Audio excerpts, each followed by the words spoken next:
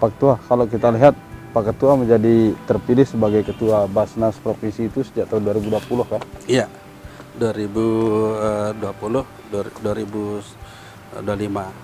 Masih 5 tahun masih jabatan. 5 tahun. Sebelumnya kan menjadi dosen di Fakultas Syariah UIN Mataram. Iya, memang dari 2015 bertugas juga di Basnas Provinsi Nusa Tenggara Barat selaku wakil ketua Oke. ya, bidang pendistribusian. Kemudian 2020 diberikan mandat lagi untuk menjadi ketua Basnas Provinsi. Oh, sebelumnya sebelum menjadi ketua Basnas menjadi wakil ketua dulu. Iya. Selama 5 tahun. Ya, selama 5 tahun. Kemudian karena ada aturan sebenarnya ada aturan Basnas, sehingga sekarang cuti di UIN. fungsionalnya di UIN Mataram. Artinya tapi masih bisa tetap lanjut begitu, Pak? Insya Allah nanti setelah kita selesai di Basnas kita kembali lagi. Oke. Ya. Kenapa kemudian memilih Basnas Provinsi sebagai ladang pengabdian setelah menjadi dosen? Apa alasannya pada waktu itu, Pak? Sebenarnya saya berpikir mudah saja gitu. Mengabdi di universitas juga bagus. Karena juga kita seperti saya juga bukan hanya di UIN tapi juga ada di Ma'had, di Institut Agama Islam juga, di Pancor juga, dan di tempat yang lain, tapi saya melihat karena juga untuk pengabdian yang lebih luas, sehingga ya kenapa tidak kita harus juga mengambil ruang itu untuk mengabdi kepada masyarakat begitu. Oke. Ya. Artinya mau jadi akademisi, menjadi seorang dosen dan menjadi ketua Basnas ini sama-sama untuk pengabdian. Ya, sama-sama untuk pengabdian. Ya, lebih juga akan dirasakan oleh masyarakat. Ya, kalau kita memang di kampus juga ada pengabdian kita. Ya, cuma terikat dengan kampus. Kalau di Basnas kan kita bisa langsung ke masyarakat untuk mengabdi begitu. Ya. Nah, selain di Basnas kan kalau kita ketahui Pak Ketua sebagai seorang tokoh agama dan tokoh masyarakat, seorang tuan guru, mubaligh itu masih tetap bisa memberikan pencerahan, pengajian umum dan kemudian mengelola pondok pesantren. Ya, alhamdulillah. Saya tidak hanya di Basnas memang kegiatannya. Ada juga rutinitas yang lain seperti di MUI juga, ya, juga di MUI Lombok Barat juga, kemudian sebagai di komisi fatwa, kemudian di Ganas Andar juga saya jadi ketuanya, kemudian juga ada yayasan juga saya jadi ketuanya, tapi tidak mengganggu aktivitas yang ada di Basnas Provinsi. Itu di luar di luar kegiatan Basnas. Ya. Nah, kita bisa kegiatannya kan bisa kita kesampingkan kalau yang itu. Ya. Pondok pesantren masih tetap jalan? Ya, alhamdulillah saya di Pondok Pesantren Al Hasan Hamdan Wadi Nahdlatul Ulama di Glogor selaku ketua yayasan juga mengisi pengajian di majelis-majelis, kemudian juga di sekolah membina santri-santri juga. Alhamdulillah tetap kita laksanakan. Artinya sebenarnya semakin mudah juga bagi Pak Ketua untuk menyadarkan umat dan masyarakat untuk pentingnya Basnas karena semacam masih ada majelis taklim dan lain sebagainya, nyambung begitu. Ya, alhamdulillah.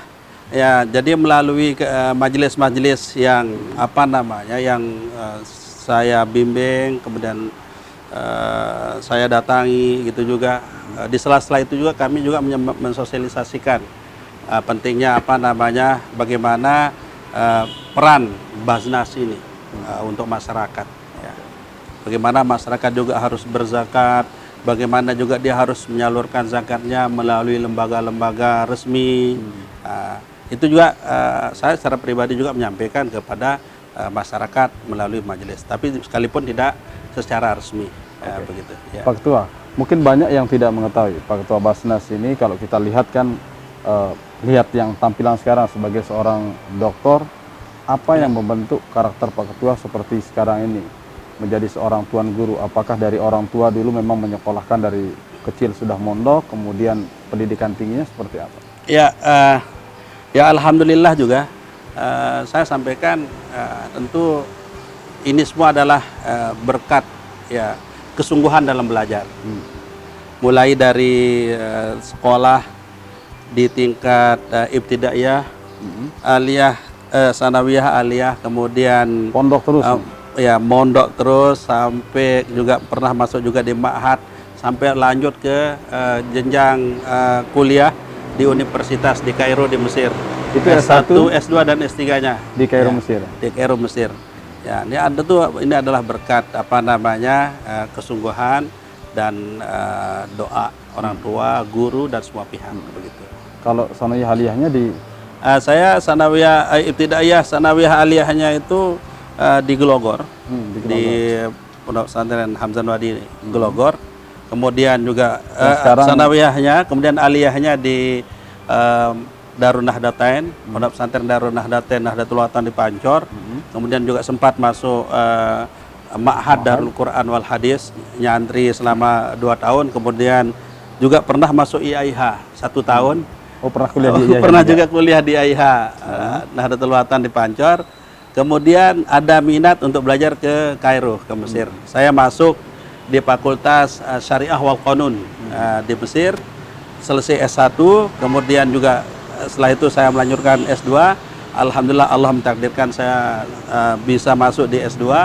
Kemudian saya masuk di S3.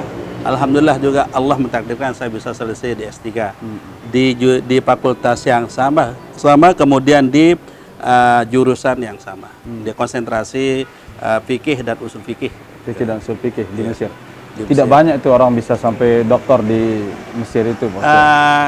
Kalau saya lihat dari apa yang saya saksikan, ya dari pengalaman yang saya lihat gitu, memang sampai saat ini belum banyak, terutama yang dari Nusa Tenggara Barat yang mencapai sampai S3. Hanya baru beberapa gelintir saja.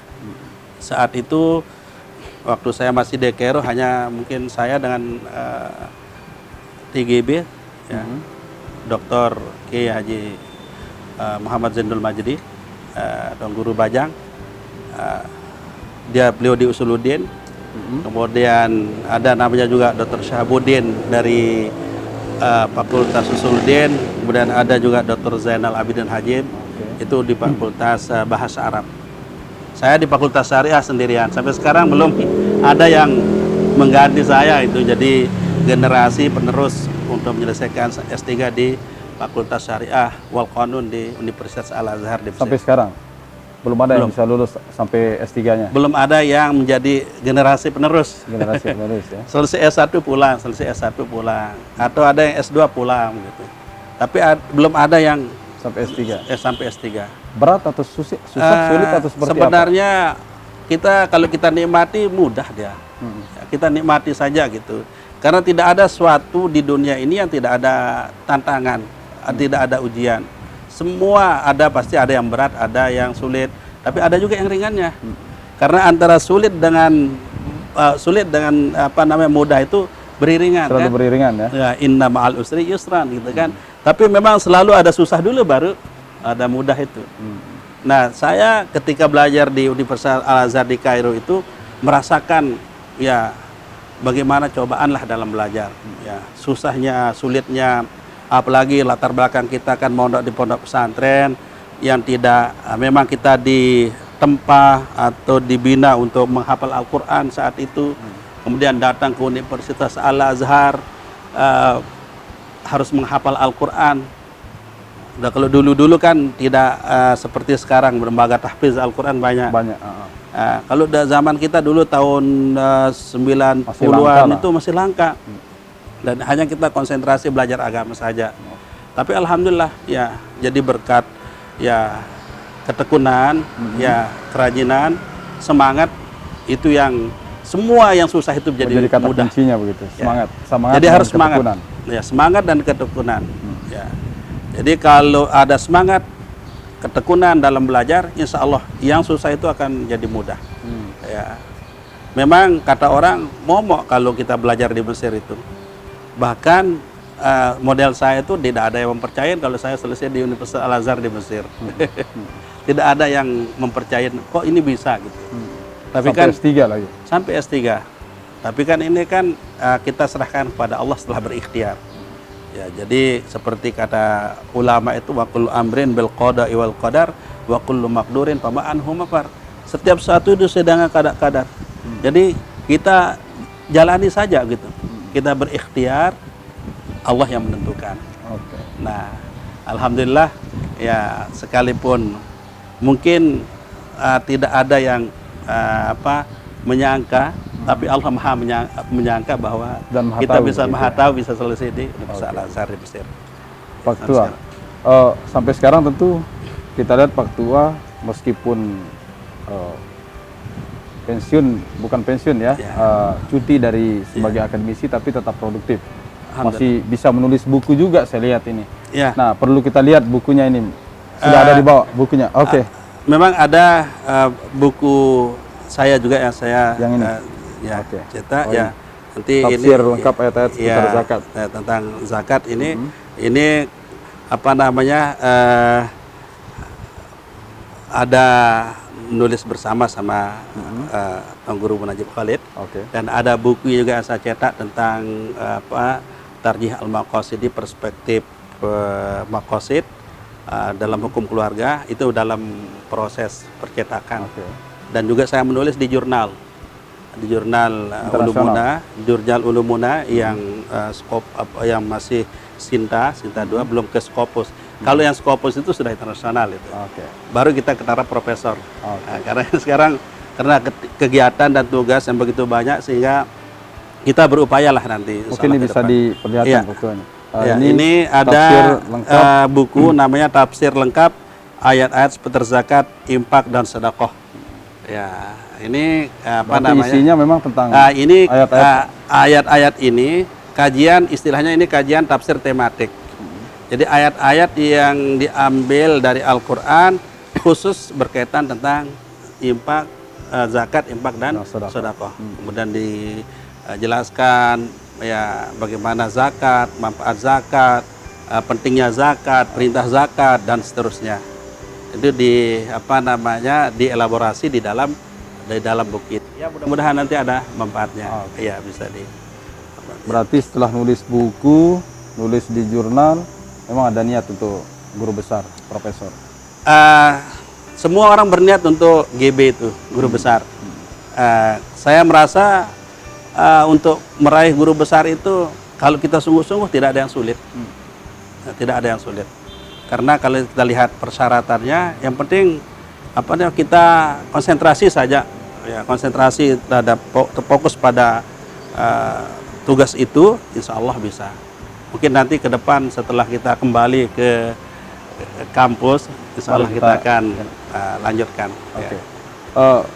Pak Ketua, di sesi terakhir ini saya ingin lebih tanyakan kepada Pak Ketua kaitan dengan penghargaan yang sudah diraih oleh Basnas Provinsi ini, tentu sebagai bentuk apresiasi terhadap kinerja dan kerja-kerja teman-teman dari Basnas. Ya, alhamdulillah ya berkat dukungan semua pihak, terutama berkat dukungan pemerintah daerah dari sejak masa Tuan Guru Bajang, Kiai Haji Dr. Muhammad Zainul Majdi, MA, beliau sangat mendukung ya keberadaan Basnas Provinsi Nusa Tenggara Barat dan tentu masyarakat juga, semua pihak mendukung sehingga alhamdulillah Basnas diberikan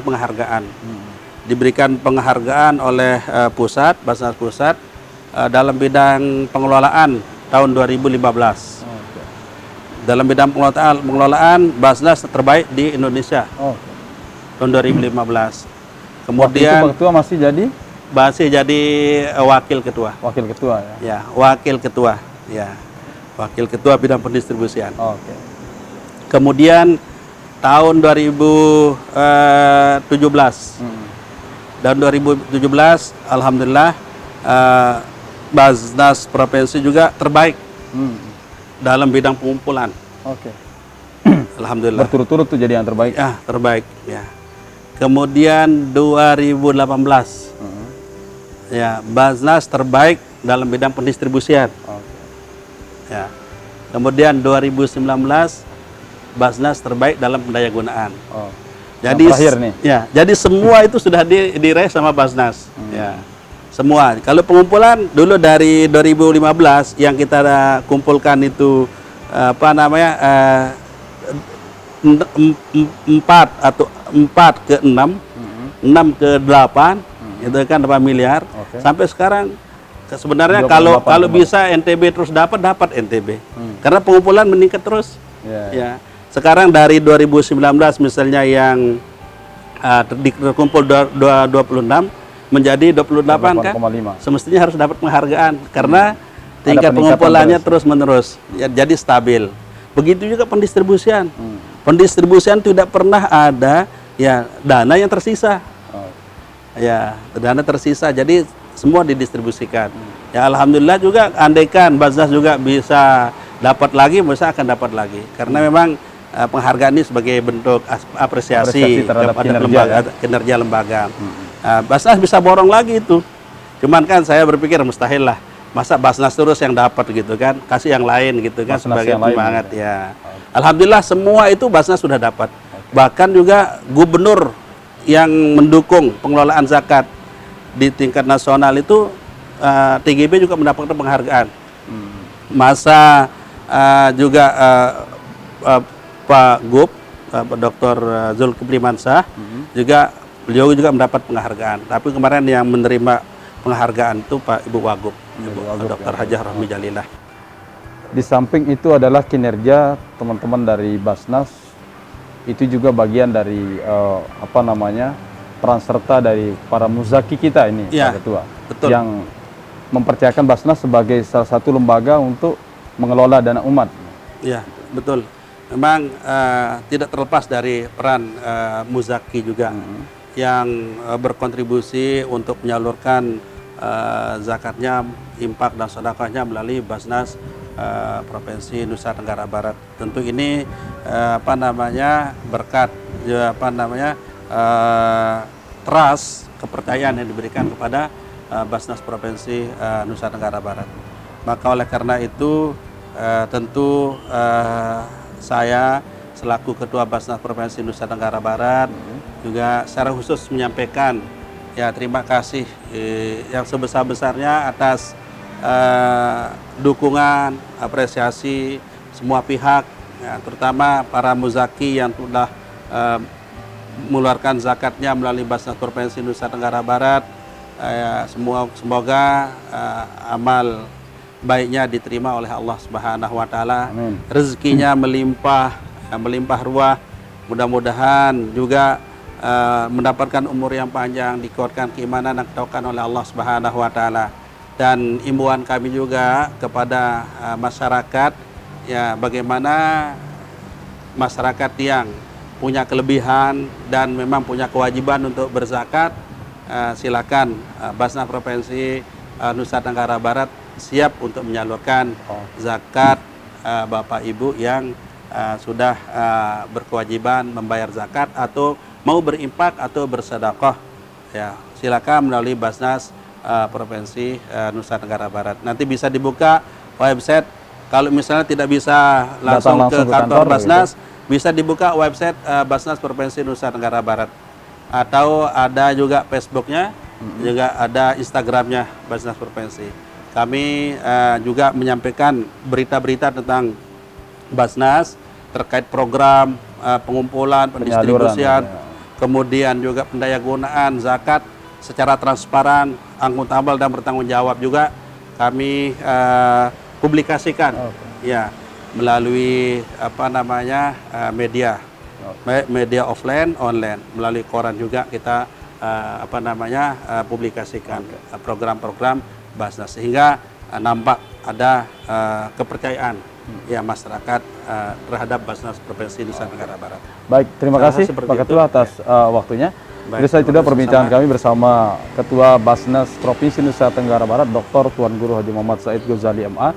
Kita berharap tentu seperti apa yang sudah disampaikan oleh beliau tadi, bahwa semua masyarakat terutama yang mempunyai kelebihan untuk berzakat bisa menginfakkan langsung, bisa berzakat langsung ke Basnas Provinsi NTB sebagai salah satu lembaga yang kemudian mengelola dana umat dan kemudian mendistribusikannya sesuai dengan apa yang sudah ditentukan dan sesuai dengan ketentuan-ketentuan di dalam Islam. Sampai ketemu di spesial interview berikutnya.